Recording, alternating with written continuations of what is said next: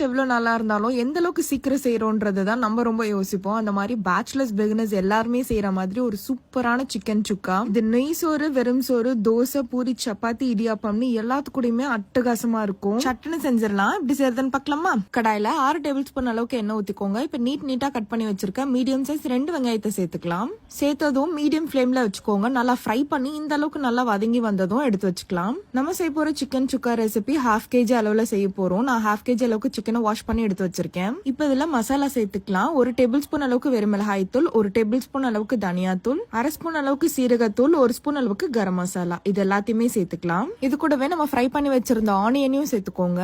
2 spoon அளவுக்கு இஞ்சி பூண்டு பேஸ்ட் சேர்த்துக்கலாம். இப்போ பாத்தீங்கன்னா நான் ஃபர்ஸ்ட் 1 ஸ்பூன் சேர்த்திருக்கேன். பத்தலனா அதுக்கப்புறம் பார்த்து சேர்த்துக்கலான்னு. 1/4 ஸ்பூன் அளவுக்கு மஞ்சத்தூள், கட்டி தயிர் 3 டேபிள் ஸ்பூன், கஸ்தூரி மேத்தி அதாவது வெந்தயக்கீரைன்னு சொல்லுவாங்க, அதை சேர்த்துக்கலாம். இது எல்லாத்தையும் லைட்டா அந்த மாதிரி மிக்ஸ் பண்ணிக்கோங்க. 1 ஸ்பூன் அளவுக்கு நெய் சேர்த்துக்கலாம். இப்ப இது எல்லாத்தையும் நல்லா பிணைஞ்சு எடுத்துக்கலாம். நீங்க மறைக்காம ஒரு 1/2 லெமன் போல ஸ்குவீஸ் பண்ணிக்கோங்க. நான் அதை மறந்துட்டேன். இதை மிக்ஸ் பண்ண உடனே குக் பண்ணிடாதீங்க. நல்லா ஒரு 1 மணி நேரம் ஊற விட்டுறலாம். அதுக்கப்புறம் செஞ்சா இன்னும் டேஸ்டியா இருக்கும். நம்ம ஆல்ரெடி வெங்காயம் ஃப்ரை பண்ணி வச்சிருந்தோம் இல்லையா, அந்த எண்ணெயிலே சேர்த்துக்கலாம். மீடியம் ஃபிளேம்ல வச்சுட்டு எல்லாத்தையுமே நல்லா மிக்ஸ் பண்ணி விட்டுக்கலாம். ஒரு 1/2 நிமிஷம் நல்லா குக் பண்ண விட்டுட்டு இப்ப க்ளோஸ் பண்ணிடலாம். இந்த மாதிரி சைட்ல எண்ணெல்லாம் பிரிஞ்சு வரும் பாத்தீங்களா, அந்த டைம்ல ஓபன் பண்ணிடுங்க. இதோட க்ளோஸ் பண்ணிட்டு குக் பண்ண வேணாம். ஓபன்லேயே வச்சுட்டு நல்லா இந்த மாதிரி கிளறி விட்டுட்டே இருந்தா நல்லா ட்ரை ஆகி சுக்கா மாதிரி வந்துடும். அவ்வளவுதாங்க, அருமையான சிக்கன் சுக்கா சூப்பரா ரெடி ஆயிருச்சு. நல்லா சுட சுட வச்சுட்டு மொறுன்னு தோசை, சப்பாத்தி, பரோட்டாவோட சாப்பிட்டீங்கன்னா அவ்வளவு டேஸ்டியா இருக்கும். கண்டிப்பா நீங்களும் இந்த ரெசிபியை ட்ரை பண்ணுங்க. மறக்காம நம்ம பேஜை ஃபாலோ பண்ணிக்கோங்க. பாய்.